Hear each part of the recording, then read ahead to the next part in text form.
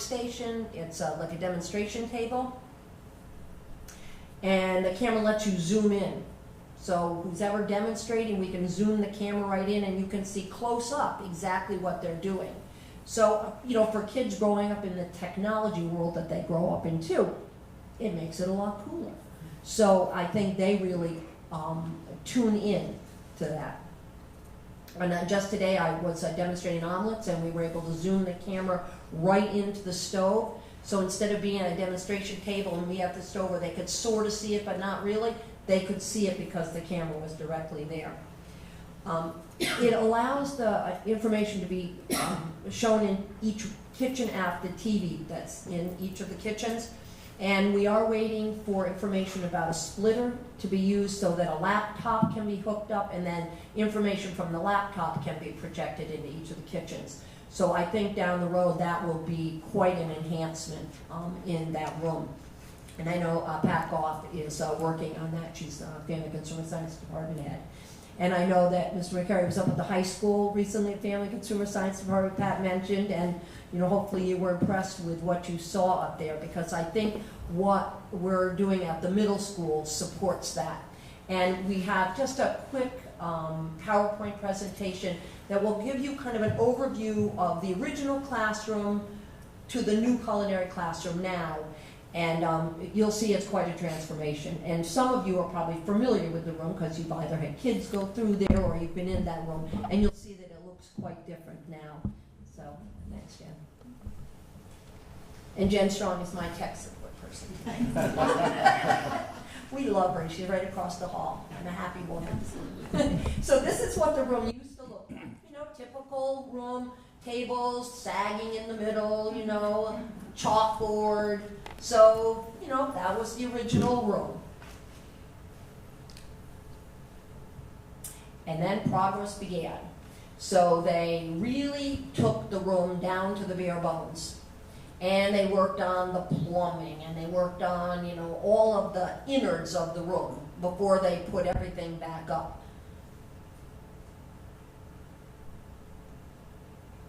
So you see, we kept the original cabinets in that room because they were fantastic cabinets with incredible storage. And really, sometimes old is good. They're so, you know, strong, solid cabinetry. So they just painted them up and they look beautiful. And they were working on installing an entirely new ceiling.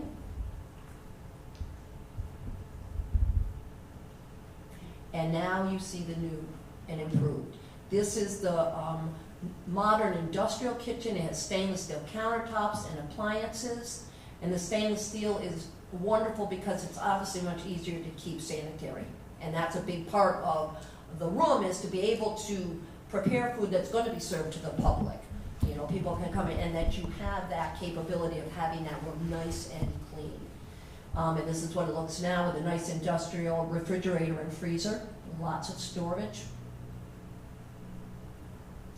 And we have two movable demonstration tables. One of them, that one has the mirror, if you can see in the picture, which allows people to stand behind it and work on the surface, and people can see what they are preparing if they're sitting out in the audience. The other demonstration table does not have a mirror, and that allows the camera to zoom right in on that table. And I've used it for a number of different purposes this year. We had, just last week, we're talking about, it's a concept called the Live 5, 4, 3, 2, 1 plus 8 concept about how to lead a healthy life. So I was trying to think, I want the kids to talk about what can I do. So they had to develop a newscast. And the table became the news desk. And they had to do a 2-minute news, could be a special guest or news report about one aspect of the report. And the rest of the kids, instead of sitting staring at them, they were watching the TVs in the kitchen. So that took a little bit of pressure off the kids who were presented, because for a lot of middle school kids, it's very nerve-wracking. These kids did an incredibly awesome job because it's nerve-wracking. And so I always tell them, well, let's do it in class because it's not so scary here. You know, it's a smaller venue. And that was even better because the kids weren't looking at them, giving them funny looks. By looking at the TV, they were just looking out, kind of thinking out of the camera, and it worked well. So I think when we get, I just think there's a lot of capability in that room for future use like that.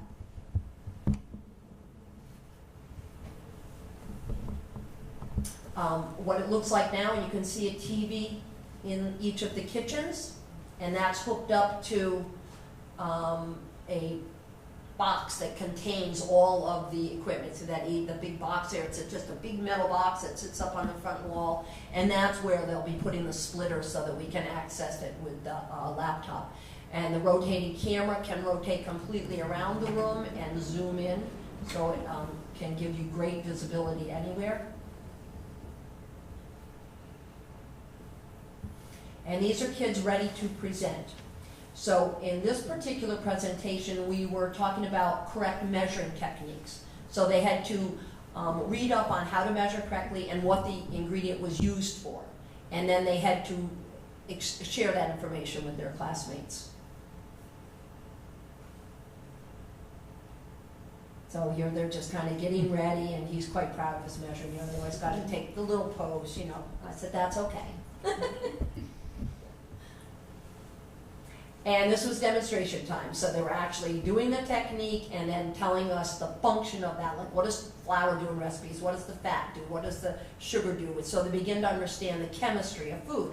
Because so much, again, we talk about cross-curricula, so much of baking in particular is chemistry and proportion and reaction.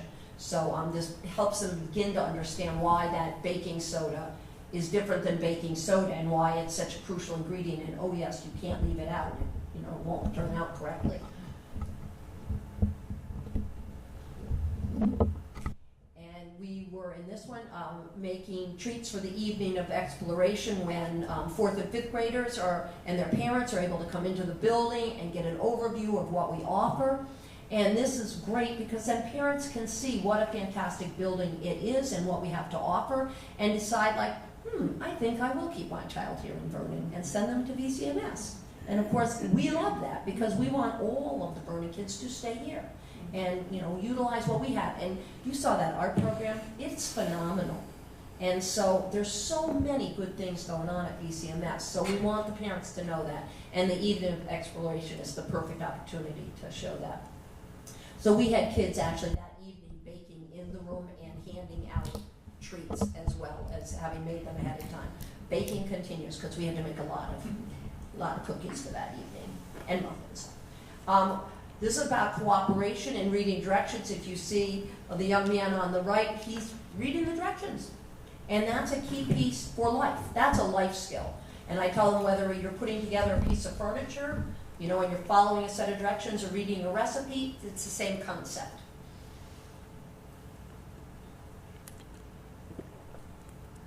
And this is just all kids working together. And you see they're cooperating, and they, you know, they read the recipe, they prepare the recipe, they bake it, they clean up in a 40-minute block. And it's incredible. You'll see in a few slides exactly how incredible they are. This is practicing proper use of kitchen tools, whether it's your hands, which can be a kitchen tool as long as they're clean and sanitary, or knives, as the two young men on the right are handling a pretty good sized knife as they're chopping up those vegetables. And so you want to teach them that you can use these tools correctly and safely, and I've never had an issue in my classes. They seem to understand that that's their reason for being there, and they are respectful. So it's all good. This is a braided pizza recipe, and you can see these kids are thrilled when these recipes turn out so well. And they made the yeast dough from scratch, so they learn how yeast works. And you can see that they're braiding the bread. And this is the one time I have to say, I do let them take their phones out and take pictures. Because they are so proud of these that they want to show mom or dad before it gets baked and cut up. So I would say, yep, take them out, okay, get your pictures, okay, away it goes. And so that's I guess, a good thing about the phones, that they can get that instant picture. And my advisory group, one day, they came in and the topic of the week was cooperation. So I thought, we needed some recipes made for the International Potluck Dinner. And I said, guess what, kids? You're doing it.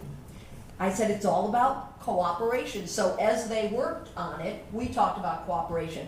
I have an incredible advisory group anyway. They are just wonderful kids, and they come in and they're invested in what we're talking about, and you can see, again, that 40-minute block, they got chili made, they made cornbread, and we served it at the International Potluck Dinner with their names right next to it, because I wanted them to get that credit. Focused learning, you see they concentrate, they focus. And this is final touches for grade 8 class meal. At the end of every grade 8 rotation, we do a meal.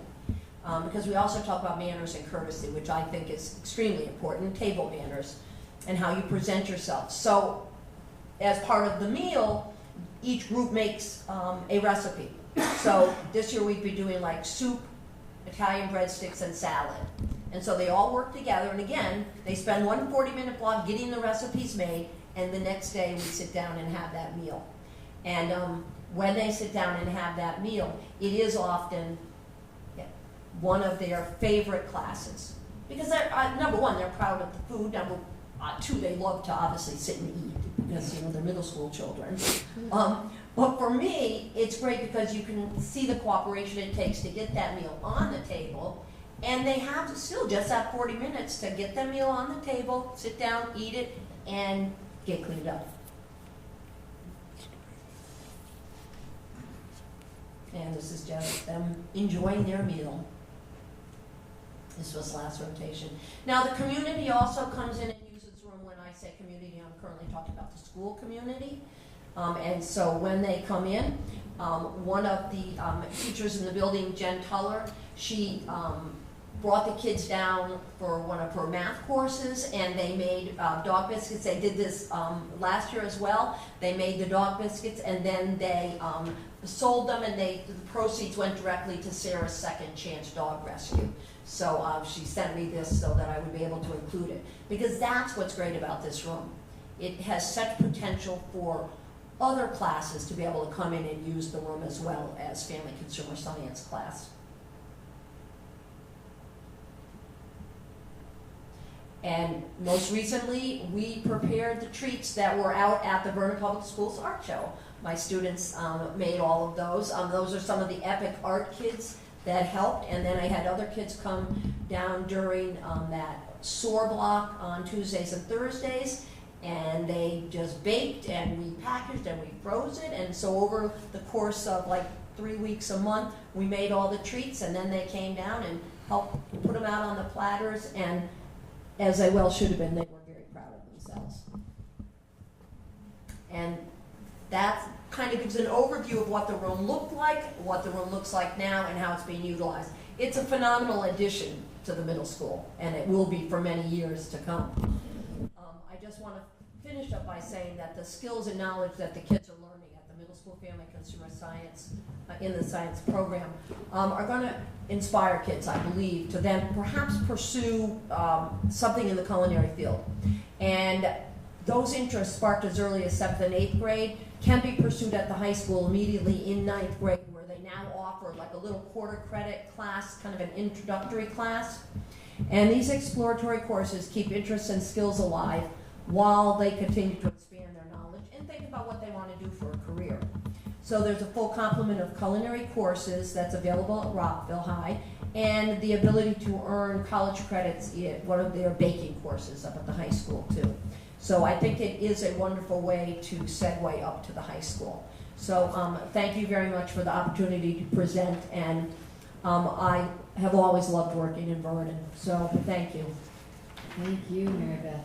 I'm so sorry that you're retiring. I wish you all the best in your retirement. I know, I can't talk. Sorely missed. You really will. You've been a wonderful addition to our staff for all these years. It's been so great. Thank you for your service, and thank you for that wonderful presentation. That was great. You're welcome. And the kids are amazing. Okay, Regina, do you need this? Does anybody have any questions for Mary Beth? Linda, you have a question? Oh, I'm sorry. Hi, Mary Beth. Hi. Great presentation. Oh, thanks. The kitchen looks very professional. It is very professional. Do you have everything you need at this point? Is there a wish list for other? It's very well equipped currently. I have to say, we have been very lucky. I would, Ginny Fries, who's going to be there next year, I know that she would, on Might as Well Voices, would love a smart board in the room because she currently has one where she is, and utilizes it and said, boy, that would be a nice addition to the room. So I am putting that out to whoever needs to hear it. And so that would be, and I know that, again, it would be utilized because it is the perfect opportunity. Even if someone wants to go in and do a presentation in that room, it would be a nice addition to that room. So, but otherwise, I'll tell you, it's phenomenal. It's beyond what I was hoping for. So kudos to, you know, particularly the maintenance staff. And whenever I've had an issue, they're down there in a minute. So I really appreciate that. And we do need to thank the Sykes Foundation for funding. Oh, most important. Well, I started it out by saying, right, oh, exactly. most importantly, yes. Right. That's been, yeah. Because without them, it would not have happened. Yeah. Linda, you're. Yeah, and just real quickly, I was curious about the braided bread with 40 minutes. What do? You start it and then it has to rise? What we do, it actually works out well. You make the dough and you can spread it out and cut it and put your filling on it and shape it, and then it can sit in the refrigerator overnight. And then about a half hour before it goes into the oven, you take it out of the oven, let it warm up a little bit, wash it with a little egg wash, and in it goes. So I've been able to break down labs. I figure out, you know, what can we do on day one in order to have it work for 2 days because of the short block of time. But we make it work, and you saw that meal. We made like Italian beef soup, chicken vegetable soup or minestrone. They had a choice of 2 of those, and Italian breadsticks from scratch, and salad. And they made it all that first day, and we ate it the second day. So they are amazingly focused when they're in that room. So, yeah, you're welcome. Mary Beth, again, thank you for your service. Oh, you're I welcome. can't imagine piecing this without you. But we had a meeting in that room, Dave Kemp and the superintendent and Steve and I, and when we walked in there, it's the state of the art. It really, it truly is a state It of the really art. is. And even the superintendent said, see, this is what the community don't know and don't see. Right. And it's just wonderful. It's wonderful, and it's such a bright, open room. Yes. So to be so phenomenal and to be such an inviting room. I agree. And we're so blessed to have it. We are, absolutely. Those that don't have it. Right. So Right. thank you for Yeah, and the Sykes Foundation, Thank you, the Sykes. people last year when I went to present, they were so welcoming and so, and they asked great questions. And then when they finally said yes, I was like, woohoo! I was so excited. So, Mr. Flynn. Yeah, as a side note, I'd like to thank you for the wonderful omelets that my son makes. Once, twice a month, once a month. He does a Perfect. very great job. Me and my wife are very happy, so. You're more than welcome. And I'd like to say, well, yes, my children are also much better cooks at home now too. So you recognize the impact that you make, though you were not my middle school cooking teacher. My muffin recipe is still my mimeographed copy Don't of you- muffins from middle school, and that has stayed with me for more years than I'll admit. But thank you. You're welcome, you're welcome. Well, I do love the subject, and I do think it's a great way to teach many different academic areas. And that's what I don't know that people always recognize either, that they go, it's fluff, and it's not. It's where you can get those kids who are least invested sometimes to become invested. And so I think those courses have such an important role in schools. So I'm thrilled that Vernon is still so supportive, because I think it is wonderful in a public school to have that opportunity.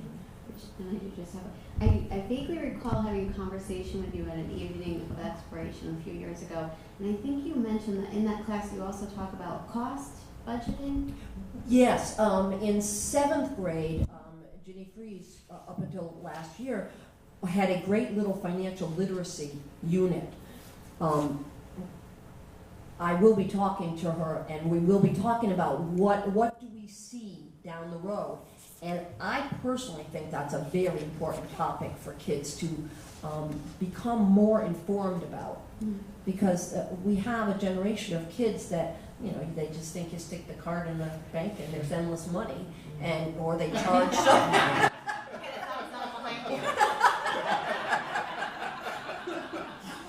Or they charge something and don't realize that if they pay the minimum, it will take them 8 years to pay it off, and at what cost.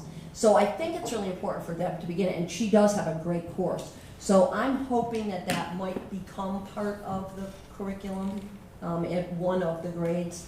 So if that's what you were wondering about. It wasn't taught this year because of the time constraints, and this year I was trying to get some of the nutrition and food preparation information and knowledge into the 7th graders, so that going forward next year in 8th grade, they would have a little bit more knowledge and have had a little cooking experience, so that as 8th graders they can focus a little bit more on expanding that knowledge rather than just getting the basic knowledge. I'll tell you one very quick story and then I'll stop. So the recipe said, it's a muffin recipe as a matter of fact, and it says stir by hand. So I look across the room and this is what I see. And I'm like, what is going on? So, I go and I say, so what are you doing? I'm not gonna say so what's going on? And said, well, it says to stir by hand, which I have some crack me up, and I said, well, that makes perfect sense, doesn't it? I said, but it doesn't say stir with your hand. It says stir by hand. So then I said, the class said, so what does it mean when it says stir by hand? And they said, well, you don't use an electric mixer. You use like a wooden spoon. I said, there you go. I said, but I've had that happen like 3 times in the past year. And the first time, it just struck my funny bone.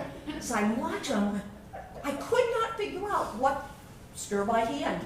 So I can't say they didn't read the recipe. They just misinterpreted the words. So again, learning experience. So through you to Mr. Testa, I see you pick up a pen when she mentioned smartboard. I wrote it down. I saw you say that. Finally. Making sure. Oh, Mr. McCurry did so. Okay. And, I bake with my grandchildren as a way to connect. And your funny story reminded me real quick. My granddaughter was baking in the kitchen and wanted to function pretty independently, and she kept coming to where I was, and I finally said, what are you doing? I don't understand. Tell me what you're doing. She said, well, you drop by a teaspoonful onto the baking sheet and you leave room for spreading. So she kept leaving the room because this is my high achieving academic. I said, did you take consumer? Yeah. So you're that's a good one. I like that one. So I just want to say, I think family consumer science, you teach life skills, and as you've heard from all the board members, they're going to be cooking for the rest of their lives. Right. They're going to be reading the instructions, making mixtures, measuring. It's an important life skill that we teach our students. But on behalf of the students, I want to thank you for your years of service to the Vernon Public Schools. You will be sorely missed. We built you the room and now you're leaving. I know. It's kind of silly, isn't it? I know. But you will be missed, and we want to thank you for your years of service. Thank You've you done a very great much. job. Great Thank job. you. Thank you so much, and enjoy your retirement. Thank you. Thank you.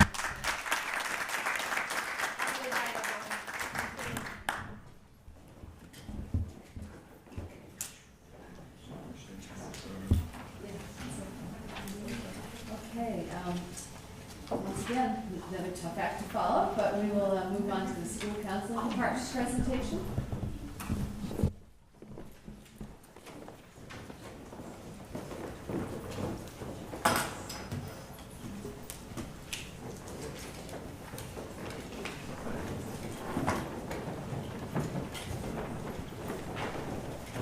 I'm here for you. I was going to say, I feel like it might be something I said.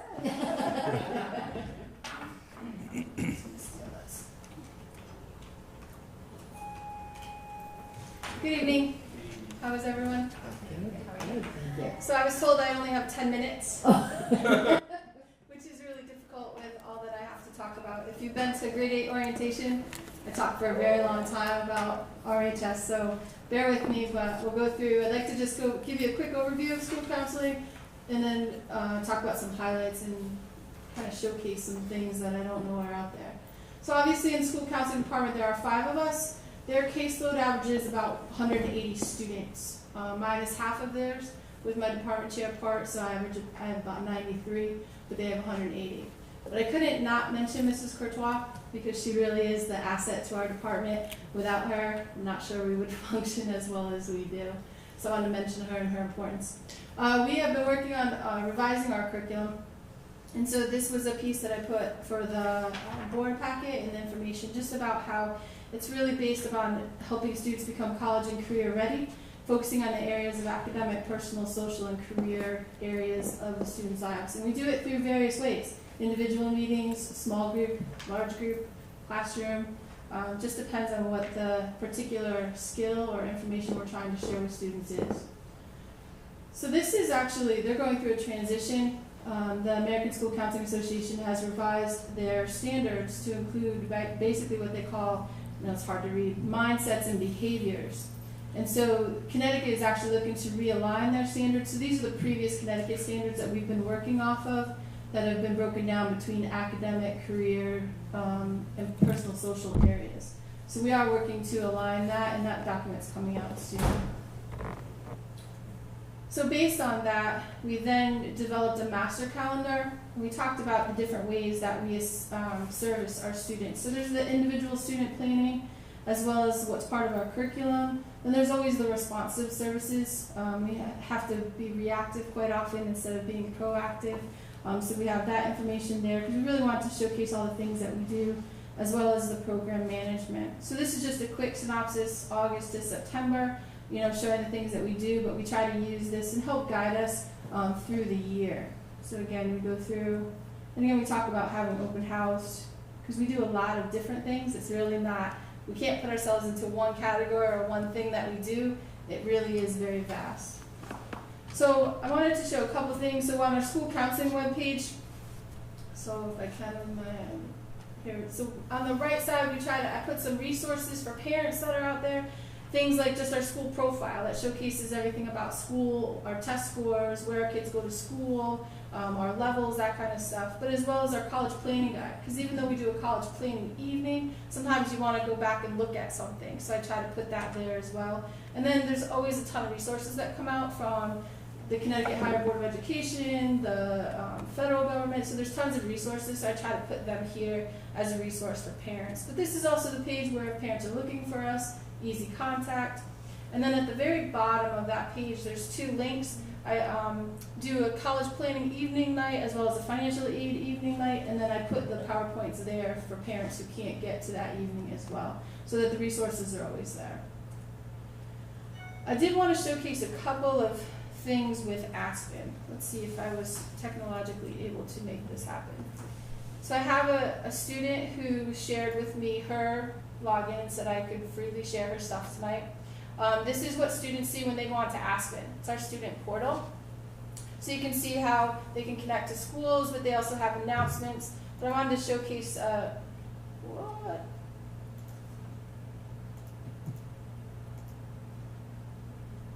I apologize. Maybe it won't go.